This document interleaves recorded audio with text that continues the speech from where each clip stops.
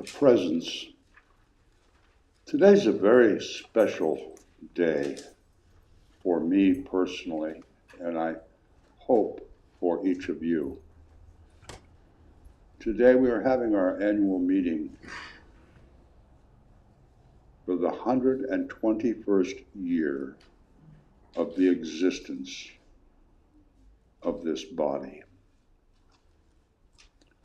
Janet and Tellinelli and I were having a conversation not long ago, and we were talking about that other dimension that we call spirit, or makes no difference what we call it, but you can't see it. It's the unseen. We were talking about people that travel in that dimension, have a conscious realization of being in that dimension, of hearing, of seeing, of interacting. And I think all of us have had even maybe just a taste of that unseen experience. But we sing about surely the presence. When we walk in here, we can feel it. So I'm going to ask each of us, kind of like a meditation.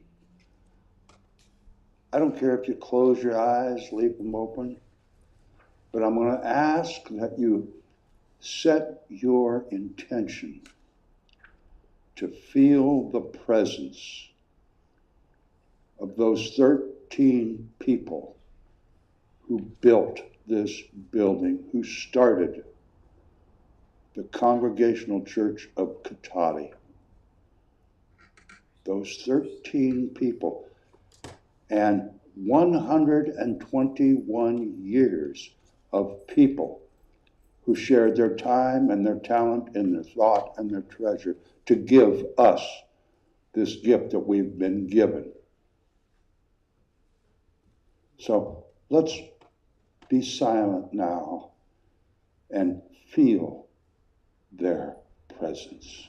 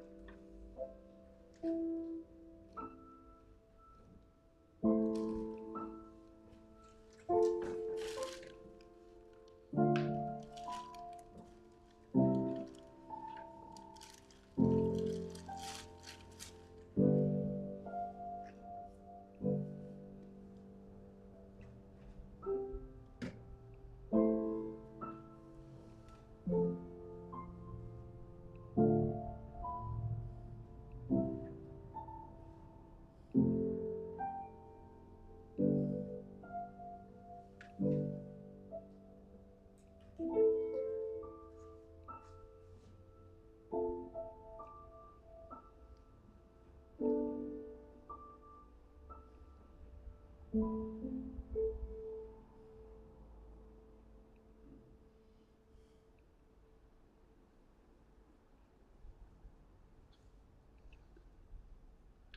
those who much is given, much is expected, and so it is.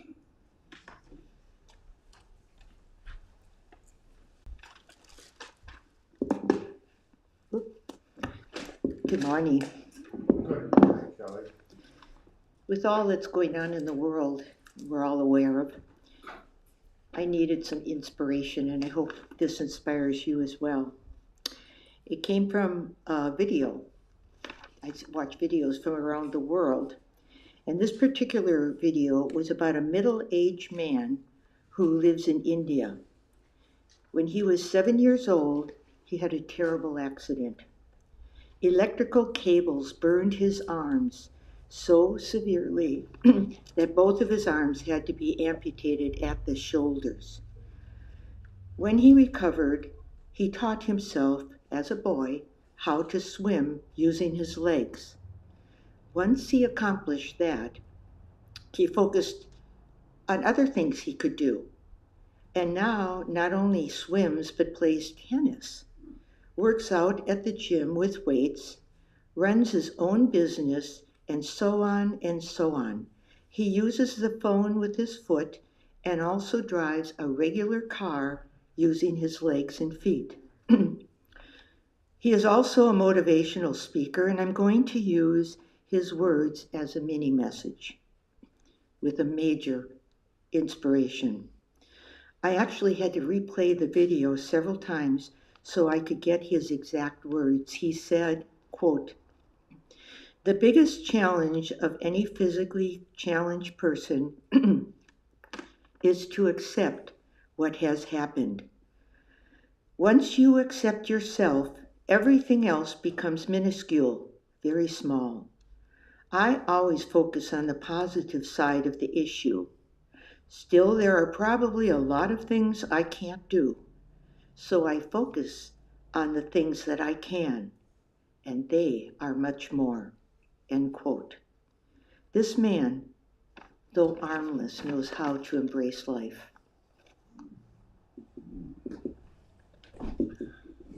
Kelly, thank you very much. My dad was one of 18 kids, and I had a lot of cousins, and one of those cousins was a young lady, and she was born without any arms. And I'll never forget her. Her name was Joanne. She taught me how to smoke. She smoked with her feet. I thought that was the coolest thing. She taught me how to smoke and inhale when I was 12 years old. Never forget Joanne. Well, good morning. It's a very, very special day. I don't know where to start. I know where to start. Last week, we had two ladies from COTS come and talk with us and spend time with us. And then what happened from that, there were two discussions that I think are going to mature into something actually tangible. That was the A word I was trying to think of earlier, only it's not A, it's T, tangible. Anyway, just picking up on left conversations. Anyway, one of those, Sabrina has about a welcome home basket, and the other is Joelle was talking about organizing a work day to clean up the 11 family, yes. So if you two ladies would like to stand up and give them your spiel, you'll never get a better opportunity than right now. So the transfer didn't happen real easy for me with Pat doing it. You know, he said there was a smudge and I didn't know we had a list. And what was smudged was the picture of the hampers. So between Wayne and Pat and I will take care of the hampers. But the list that I've shared with you all is what they would like, and we've done this kind of thing in past with the crisis wranglers. We can do this, all right? Many hands make light work, and we'll just fill them up, and they'll be so spiffy, and it's a good welcoming to somebody moving into their own safe, secure place, not an open warehouse room with a bunch of bugs. Okay, I'm going to read off the list of the supplies we can use. Cleaning supplies: Windex, all-purpose spray cleaner, toilet cleaner, disinfecting wipes, 5-gallon bucket, broom and dustpan, Swiffer and with wet and dry refills, hand duster. For kitchen supplies: dish towels, pot holders, mixing bowl, dishwashing brush and sponges, steel wool, dish soap, cling wrap, foil, gallon and sandwich-sized Ziploc bags, large garbage bags. Gift cards, $50 to $200 in value to stores such as Target, Walmart, Grocery Outlet, Food Max, Lucky's, etc. Toiletries: a roll of toilet paper, not the 12-pack, not the Costco pack, when one person can get it, we can fill way more than 5 baskets. Roll of paper towels, hand soap, laundry soap, dryer sheets.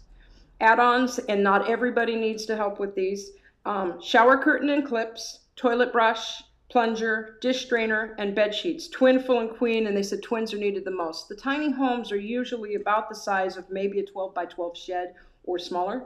And so think about it, it's going to have room for basically a bed, a tiny table for a kitchenette, a small area for cooking, a door, window, etc., but not a lot of real estate. So you're not going to have huge closets to do Costco-sized storage. Keep that in mind. Dollar Tree, Walmart kind of shopping, those kind of places will easily fill this with the necessary beginning items. So I think we can do this. We're going to start off with 5 baskets, but this is an easy deal. We can make this happen. Thanks, guys. Do they have running water or? Yes. So they have They've got access to that thing. Pat knows more about the nuts and bolts of what they actually look like. Okay, let me break in here before Joelle gets there. I'm confused about whether these welcome home baskets are for the tiny houses or the family dwellings that they're gonna have. I don't think at this point it makes any difference. But I went to the open house, or the ribbon cutting they had Tuesday night. There'll be pictures in the newsletter, it'll come out Tuesday, but right now, here's a couple. There's the tiny house, it's about 8 by 8. I'll put these on the table when we go over for the meeting in the hall, you can look at it. And there's what's in the room. There's no plumbing, there's no kitchens, it's a bed, a dresser, and a chair. And and they can lock it. It's secure, it's dry, and it's warm, and there'll be little heaters and air conditioner things for it. So that's real basic. Yes, Wayne? When do we need to have these, and where do we take them? We're not sure yet. Okay. We're getting the details on that, but we'll assemble them here at the back of the room like we've done in the past. Yeah. We don't know by when yet. We don't know. No, we'll get more clarification on Monday. A lot of stuff has happened this week. So, I'll send out an all hands email when we get those details. okay, Absolutely. cool. Joelle, Mike, Well, I just had a quick question. So do they have like a community kitchen then? Because you said there's no. yeah, down at Koch, what's happened is, Koch is the Mary Isaac Center. They've got an 80-bed shelter. They got a little clinic. They got this huge dining room. So these 25 tiny houses are going to go around the exterior of the parking lot, around the perimeter of the parking lot. So they've all got shower and bathroom facilities, laundry facilities, cooking. The dining room is open, and there's also all different types of counseling and job market is there, and they have all the infrastructure they need for a tiny home village, tiny community village is what they're calling it. And the first 9 are there, 25 more are coming. It's really, really cool. And so then we've got the family shelter, holds 11 families, I think I seem to recall. Is that right, Joelle? Okay. You were talking about having a work day for the cleanup of those? Yeah, like I don't really have a specific plan yet, but I just thought maybe we pick a Saturday and it'd be like a nice way for us to help out and spend some time together. I think Diana suggested we could maybe clean up. I don't know if it was the family homes or the family dwellings, Yeah, I think it's like an apartment complex, and it's in Santa Rosa, and it holds 11 families, and they're looking for people to come in, like if we had a group, we could go like the middle Saturday, like the 12th of March, and just kind of clean the kitchens and the bathroom, run the sweeper, wash the windows if we need to wash the windows, just a general cleanup for people to start moving in at the end of the month. So, and there's outside work, there's, it's a little apartment complex, I think, and it's just a work day, and they'll have other people there as well. But that might be a way that if people don't have discretionary money to buy stuff from Walmart to put in the welcome home baskets, maybe they could go down and, I don't know, clean a few toilets and sinks. Who knows? But it's just a way that we can participate. Kelly? With the bed sheets and things like that, all new, correct? Yeah, everything new, please. Okay. And I'll just add to that, Pat, she also talked about a little bit of landscaping, so, Yeah. anybody who wants to do a little garden work. Yeah, Jean could get a whole crew together, I'm sure. She likes, because she tells good stories while she cuts roses. She's good. Okay, anything else? We'll let you know more about COTS when COTS lets us know a little bit more, but I'm just excited that we have something to participate in here. Another bit of news, there's a new magazine called The Neighbors of Cotati. And some people, this actually belongs to Janet Tonelli. She loaned it to me. They came out, I think, Friday. And you may recognize that good-looking guy on the cover and that red door. And if you open up a couple pages, there's a great write-up about Church of the Oaks and moi. So I'll have this on the table. I'll try to get extra copies. They told me I could get some copies. I'll try to do that and have them for next week yet. But I'll put this on the table today when we have the meeting, and you can kind of check it out. But I thought it was really a great opportunity for us to be featured in a local thing. Thursday morning, this coming Thursday, is that correct? This coming Thursday, 10 o'clock in the hall. Annual meeting today. Any other announcements? If not, then let's stand up and sing Morning Has Broken, number 6 in the Wings of Song.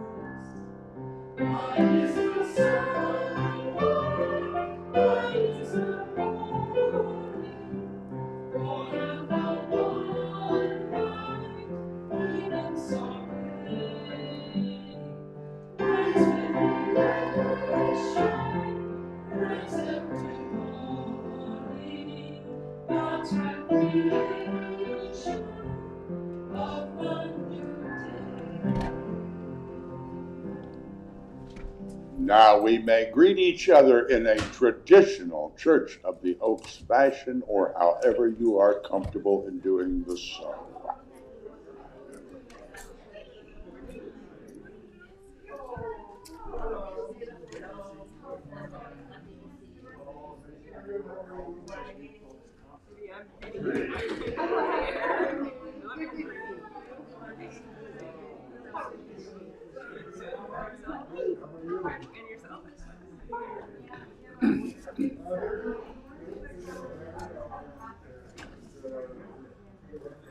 Yeah.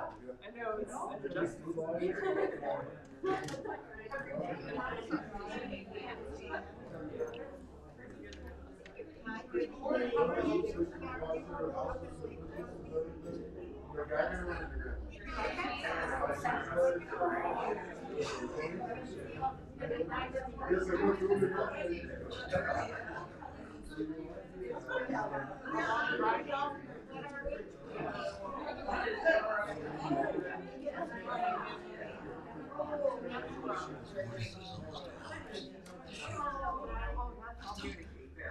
Sir, sir, would you drive? Hey, morning, how you doing?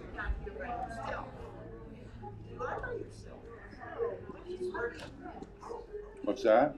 That's all right. Oh, I do that all the time. It's good for you. Absolutely.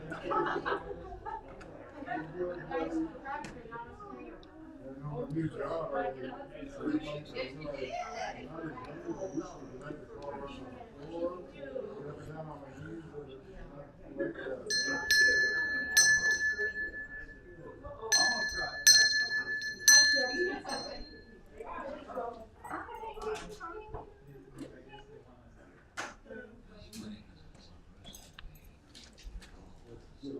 Oh, really? Oh, cool.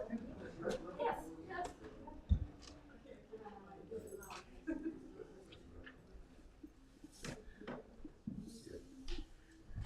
I didn't ask permission to do this, but I just want to share the joy.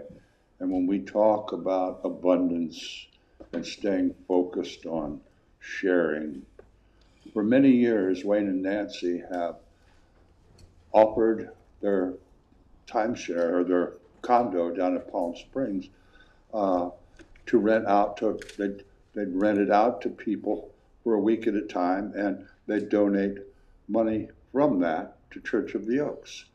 And we don't have the crab feed anymore. That used to be part of the crab feed. Every year we turn it into an auction. And now they could have chosen to continue that generosity.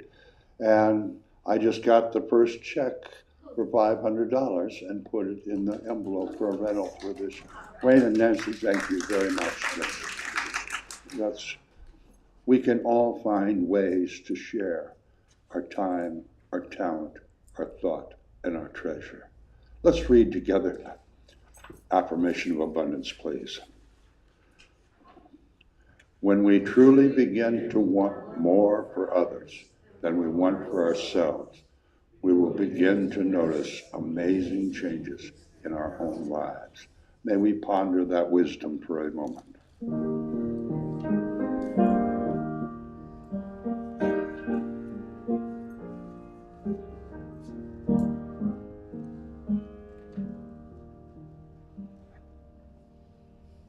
And Debbie, thank you so much for the beautiful music this morning. It's just, you've done a beautiful, beautiful job. Thank you, we appreciate it.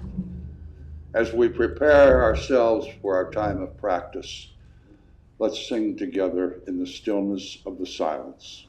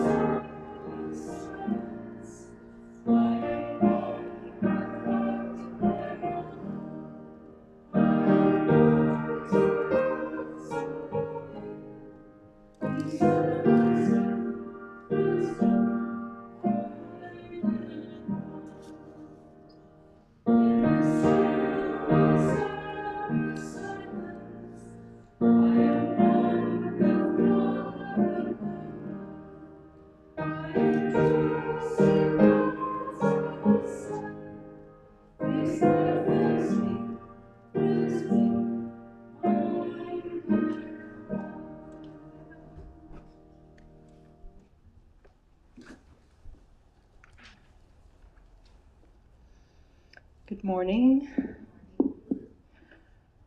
I love, and again, there are no coincidences. When I was sitting to receive today's practice, immediately a phrase attributed to Lao Tzu came to mind, which was, "To the mind that is still, the whole universe surrenders." I think many of us have heard this phrase before, but do we know what it really means? I think that to begin to understand it requires some experience of stillness. And to me, stillness and peace are very closely connected. Like many of you, I've had peace on my mind a lot lately, as it seems to become less common in some parts of the world. So let's just take a couple of deep breaths together.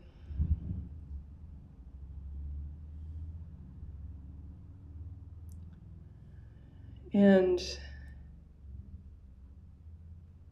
just really letting that stillness drop in, not just to our minds, but to our whole being.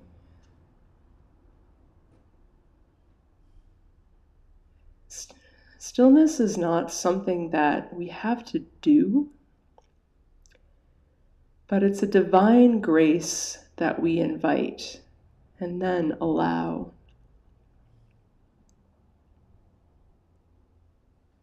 As you invite this stillness in, try to release any preconceived notions you might have of what stillness is or what it means to be still.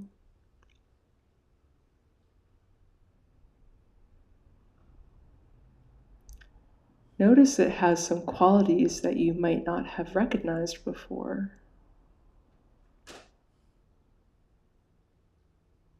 And as you continue to let this stillness flow through you, ponder to yourself, what does it mean to the mind that is still, the whole universe surrenders?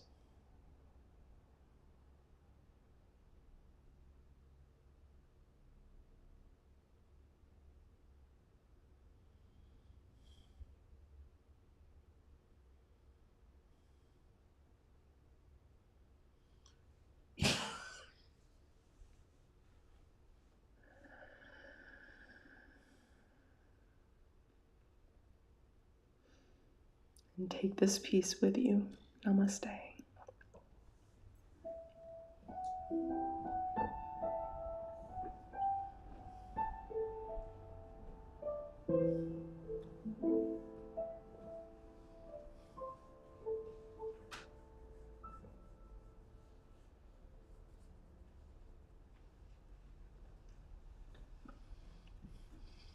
Thank you, Natalie. Well, it says here I'm supposed to talk about 121 years and counting. Kind of started that way, and I don't have a talk per se thought about. I'm just going to share what this legacy means to me and hopefully to you.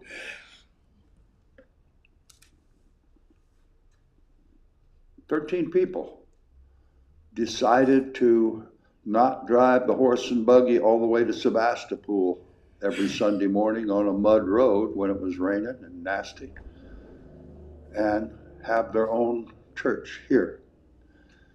And they met in the back room of the feed store, which is where Arches Glass was. Now it's a resale shop right on the corner, down here by the park. They bought this piece of property, just this corner lot, for $100, 1906. They went up to Boonville, cut trees, put them on a wagon, took them up to Fort Bragg, had all this fancy milling done, brought it back here and built this church, those 13 families. And the story has it, Malcolm told me this story, that the first service in this church was I think the first Sunday of December in 1907, and they had ordered a bell from back east somewhere, St. Louis somewhere, and it hadn't come and hadn't come. Saturday, the day before the first church service, a wagon pulled up out front, and the guys took the thing out and pulled the bell up, and it's a heavy bell, and put it up there. And it's the original rope, the original bell, and you'll notice those not very attractive 1945 fake flowers that are on that. Esther Leaf Green put those on there. Her mother was one of those 13 people. Esther rang that bell for decades. That was her job, and Esther was only about this tall. She used to own the restaurant right out at 116 in Stony Point, that building that they've just remodeled, and it's been for sale for the last year or 2 years. That was her restaurant. And she adopted a child. She couldn't have kids. She adopted a child who became the most famous sports writer for the Press Democrat. Kelly might remember his name, or Bonnie. I can't remember. But when we had our 100th building celebration in 1907, Esther was 94 at that time. She was born in 1913. She was in a wheelchair, but her son and I picked her up, brought her in, and she rang the bell that day. And that was the last time she came. She passed the next year or 2 years after that. But that had been her job for most of that 100 years. What kind of dedication is that? To not miss a Sunday in 50 years, 60 years? Right past the hall, there's a little piece of fence about this big, a little sidewalk that goes back between the hall and if you go back that sidewalk a couple feet, just to the fence, right behind that fence, just on this side of that fence, there's a piece that looks like cement. That little piece of cement was very important because when this church first opened, that was the step you could stand on when you got out of your buggy and came to church here. All of these years, it survived the First World War, that flu pandemic, survived the Depression. In 1920-something, what we call the City Hall now was a wooden schoolhouse. It burnt down. School was held for 4 years in our hall here at Church of the Oaks because it was something the community needed. I can't imagine. Here sits a piano. We used to have a beautiful organ in the back. The rats kind of got to it, it died. And then we got another one, and technology got to that one, and it died.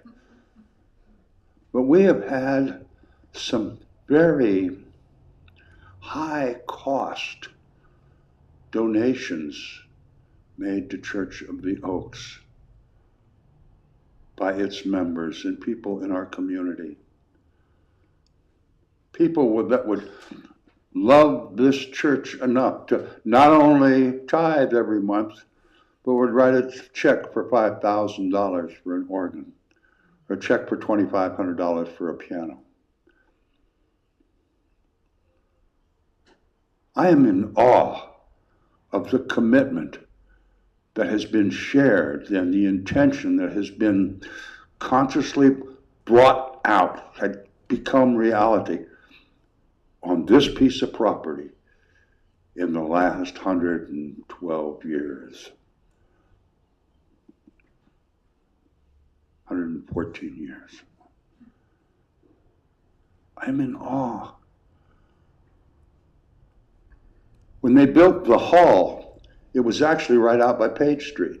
Page was a one-lane dirt road. And when they bought the house, that what we call the Rose Cottage now, it was on the other side of the freeway. They bought it in about 55, 56. When the freeway was going in, it was in one of the properties that had to be used for easement. So the church bought it, I think, for $100. Well, you know how we here at Church of the Oaks are a little slow. By the time they got ready to move it, they'd put the iron across the bridge already, and they had to get a chainsaw and cut the second story off of it because it wouldn't go under the iron. That's why it looks the way it did. But when they got ready to move it in, they couldn't really get it where the hall was and where the house and the property across the street. So they poured a new foundation for the hall, picked it up, and moved it 70 feet back. And if you'll notice the hall, how the floor kind of goes, if you're looking at the stage, the floor kind of goes like this, there's a reason for that. When they built that new foundation, it went all around the outside, and then 2 cement slabs right down the middle to support the floor. Well, the floor didn't weigh much, but the outside with that heavy, tall roof and the walls, all the weight of that building was on the outside foundation. It sunk. The middle that held the floors up didn't sunk. And that's why the floor goes like that. Been gonna fix that, but maybe one of these days we'll chop those stringers off a little bit and lower that floor. But the people that did so much work and so much financial support for all these years, that is just given to us. Every one of us in this room became a member and just walked up and said, I want to be a member. Yeah, I'll share all my stuff. You became a shareholder of a corporation that owns $3 million worth of real estate. I call that a pretty great gift. And like I said earlier, to those whom much is given, much is expected. And I am elated when we gather baskets for cots, when we give money and time and volunteer for Meals on Wheels and the Council on Aging, when we buy sleeping bags and tents for the living room, and when the crisis wranglers just spring up for any the Catholic charities, Catholic, what's that called? The what? Catholic charities, yeah. You know, it doesn't, we don't ask, what are your beliefs? We ask, what are you doing for our community? And they're making it a better place to live, a kinder, sweeter, loving place to live. I think this is a perfect day when we participate and we plant seeds about building a future, creating a future for the counting part of that 121. When we create a future for 122 and 135 and 175. We're planting the seeds for that today, my friends. And all of us get a chance to share our thoughts and ideas. Some of them may work, some of them may not. Who knows? But if you don't plant the seed, how can you expect anything to grow? And we've been given so much. I think indeed, as members, we have a responsibility to plant the seeds for our future. We have the responsibility of intention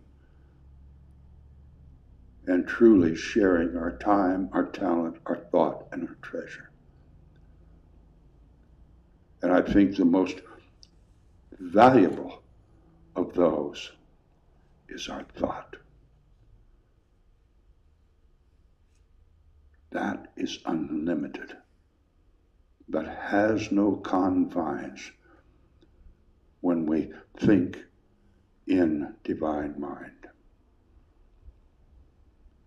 So I don't know what each of you, I could go on and tell stories for hours about the pot garden in the attic of the Rose Cottage. Yeah, there's still a grow room up there, yeah. In the early 60s, the church didn't have a minister that wanted to live there, so they thought, well, we'll rent it out and make some money. So they did. Just some young folks had longer hair back in the 60s. And one day the press Democrat said, the parsonage of Church of the Oaks busted for pot in the attic. That's when they took out the bathtub, so we could never rent it out as a residence again. That's what was so much work to get it ready for cots.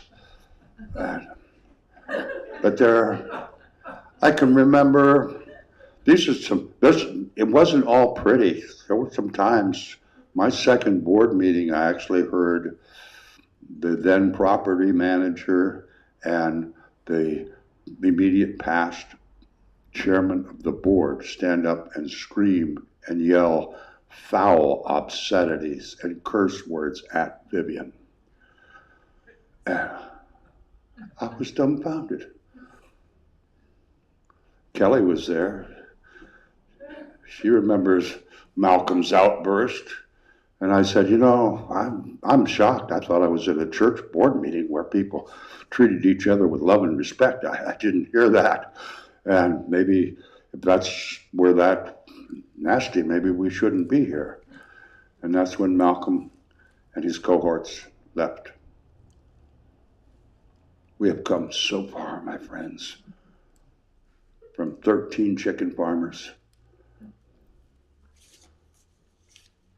and a desire to have their own church. We have become not only a landmark in our community, but we have become a vibrant, engaged part of our community. Just ask any one of the 400 or 500 people that come to our 12-step meetings every week. Ask the people at Council on Aging. Ask the people at the living room. Ask the folks down at COTS. I should tell you, I went to that open house, or that ribbon cutting. Oh, David Rabbit was there from the county supervisors, the county health person, every person on the Petaluma City Council, and the mayor. But oddly enough, the staff at COTS all came up and said, "You're Pat McCarty from Church of the Oaks." I was flabbergasted. We're engaging with our fellow human beings, sharing our time, our talent, our thought, and our treasure with our community.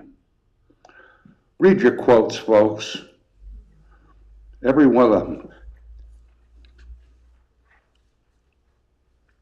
touches me personally, as do each of you. And so it is. Let's have an annual meeting, shall we? Plant some seeds, and let's sing Flow, Spirit, Flow. Debbie, will you play it through? We only did it once, I think, and it's got some dynamite lyrics, so please think of them as we sing.